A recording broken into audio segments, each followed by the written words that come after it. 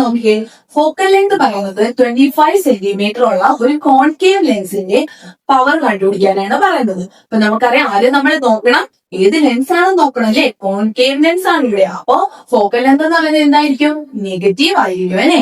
പിന്നീട് എന്ത് നോക്കണം? ഫോക്കൽ ലെങ്ത് സെന്റിമീറ്ററിലാണോ മീറ്ററിലാണോ തന്നിരിക്കുന്നത് നോക്കണം. ഇവിടെ സെന്റിമീറ്ററിലാണ് തന്നിരിക്കുന്നത്. സെന്റിമീറ്ററിലാണെങ്കിൽ ഏത് ഇക്വേഷൻ യൂസ് ചെയ്യണമെന്നാണ് ഞാൻ പറഞ്ഞിട്ടുള്ളത്?